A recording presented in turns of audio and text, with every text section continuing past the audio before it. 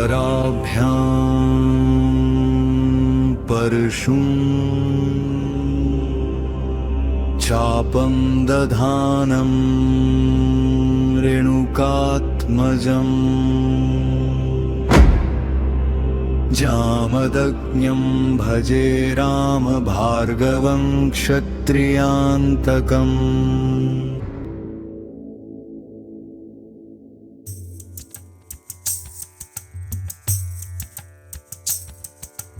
मानवीय तौर पर कई सारे गुण हैं, किंतु कुछ गुण ऐसे हैं जो कभी तलवार तो कभी ढाल की तरह काम करते हैं, जैसे कि धैर्य, शांत रहना और उचित कारण और स्थिति पर किया गया क्रोध।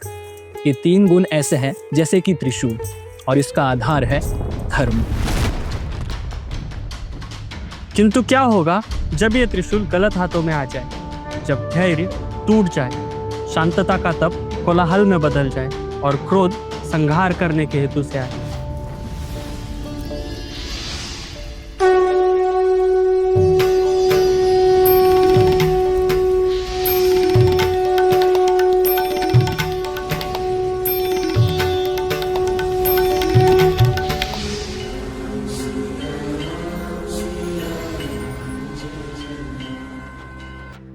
बालकांड में श्री राम ने सदा अपने गुणों की परीक्षा दी, चाहे वो ताड़का जैसी स्त्री का संहार करना हो या सीता जैसी देवी पर समर्पित होना हो। राघव ने सदा अपने सामर्थ्य का प्रमाण दिया है। किंतु इस बार सीतापति की परीक्षा किसी स्थिति से नहीं थी, किंतु अपने ही एक अवतार से थी।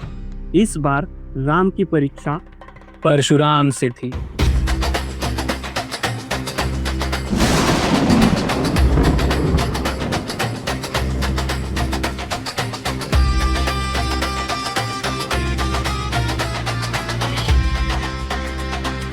शिवधनुष टूटने पर शिव भक्त चिढ़ा था। वो ब्राह्मण योद्धा जो धर्म अधर्म के बीच खड़ा था। विष्णु के छठे अवतार रौद्र जिनका नाम, क्षत्रियों को 21 बार इस पृथ्वी से रक्त किए हुए जमदग्नि पुत्र परशुराम। श्री रामचरितमानस के अनुसार परशुराम सीता स्वयंवर में आकर राघव को चुनौती देते हैं और फटकारते भी। हम महेंद्र पर्वत पर तपस्या कर रहे थे कि शिव धनुष के टूटने की घोर ध्वनि का स्वर सुनाई दिया। मेरे ही हाथ से ये धनुष भंग हुआ है। भगवान शंकर का धनुष तोड़कर अब मुझे ही ज्ञान सिखा रहे हो। और यही कथा वाल्मीकि रामायण में थोड़ी भिन्न है, क्योंकि वाल्मीकि जी ने अपने महाकाव्य में सीता स्वयंवर का वर्णन ही नहीं किया। तो परशुराम उन्हें मिथिला में नहीं परंतु सीताराम के विवाह के बाद मिथिला से अयोध्या जाने के बीच मार्ग में कहीं मिले और क्रोध से भरे परशुराम ने सीताराम की बारात रोक दी। किसने शिव धनुष को भंग किया? ये वीर कौन हुआ? परशुराम को देखकर बारात में नाचता अवध सारा मौन हुआ। फिर वीर समक्ष आए, रणधीर समक्ष आए। सीता के पति राम परशुराम समक्ष खड़े शीश झुकाए। क्या तुम्हें मेरा परिचय नहीं है? मुझे समक्ष देखकर तुम्हारे नेत्रों में भय नहीं है? क्षत्रिय मुझे देखकर कपकपाते हैं। मेरा नाम सुनते ही क्षत्रिय सूर्यों पर राहु समाते हैं। तुम कौन हो साहसी? कोमलंग स्वर्ण मुकुट राजमहलवासी। ब्राह्मण देव, मैं कौशल्या पुत्र राम। आप यहाँ ऐसे? हमसे क्या भूल हुई भगवान परशुराम?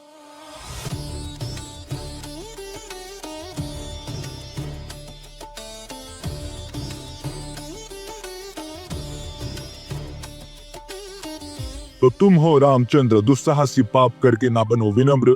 तुमने धनुष के 2 भाग किए। तुम दंड के अधिकारी हो राम, तुमने पर्याप्त पाप। क्षमा करना भगवान, मैं आपकी भावनाओं को समझता हूं, किंतु शिव धनुष मैंने जान के नहीं तोड़ा। सत्य वचन कहता हूं, धनुष की प्रत्यंचा लगाते समय वह टूट गया। मैं निष्कर्म हूं, मेरे हाथों धनुष 2 भागों में छूट गए। मैं झूठे कारण सुनने नहीं दंड देने आया हूं। इस परशु के रूप में तुम्हारा काल लाया हूं।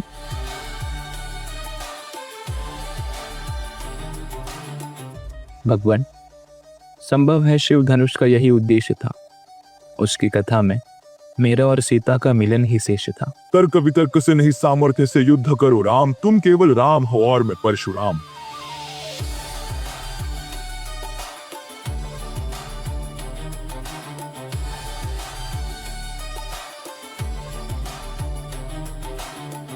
क्या राम नाम के अधिकारी भी हो? पाप करके विनम्र होने का ढोंग रचते हो, बड़े दुराचारी भी हो। भगवान, मैं आपके समक्ष शीश हूं माता। मैं केवल राम हूं और आप परशुराम। सरिता को सागर के समान नहीं माना जाता। आपके इष्ट महाकाल का भव्य धनुष मैं कभी जान के नहीं तोड़ सकता हूं। मैं रघुवंशी राम हूं, असत्य नहीं कहता हूं। असत्य का अंधकार चाहे जितना प्रबल हो राम, अंततः सत्य का सूर्य उदय हो ही जाता है। मैं सूर्यवंशी हूं भगवान। क्या सूर्य कभी अंधकार फैलाता है? अहो राम, सत्य भी उदय हो जाएगा। कोमलंग स्वर्ण मुकुट का मेरी चुनौती स्वीकार कर पाएगा।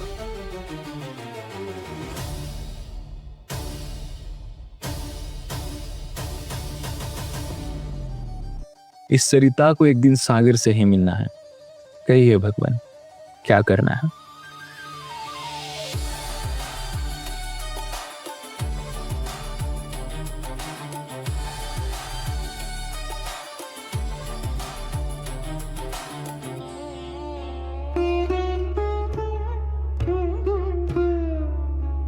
तब परशुराम ने श्री राम समक्ष एक चुनौती रखी और चुनौती थी वैष्णव धनुष। ये एक खास धनुष था जो स्वयं लक्ष्मीपति विष्णु ने परशुराम के पूर्वजों को दिया था। राम ने परशुराम की चुनौती स्वीकार कर शीश झुकाया। क्या हरि क्या हर, एक ही है समझाया। बिना किसी कष्ट के सीतापति ने धनुष उठाया और तभी परशुराम जान गए कि ये कोई साधारण पुरुष नहीं। उनके नेत्रों में राम नहीं, जगतपति भराया। परशुराम प्रसन्न होकर लौट गए और वैष्णव धनुष जो अभी भी राघव के पास ही था, वे उन्हें वरुण देव को सौंप देते हैं और सीताराम की बारात सहर्ष अयोध्या पहुंच जाती है। और जब यह संवाद चल रहा था तब महाराज दशरथ भयभीत थे और सभी यही चाहते थे कि परशुराम राम को कोई हानि ना पहुंचाए, क्योंकि परशुराम जाने ही जाते थे अपने क्रोधित स्वभाव के कारण, किंतु उनके समक्ष भी राम थे। और राम यानी मर्यादा, धैर्य, त्याग। राम यानी चरित्र। ये प्रसंग हमें दो विष्णु अवतारों के बीच झगड़ा नहीं दिखाता, किंतु बताता है कि अहंकार, शक्ति और क्रोध के समक्ष धैर्य और विनम्रता भी खड़ी हो सकती है।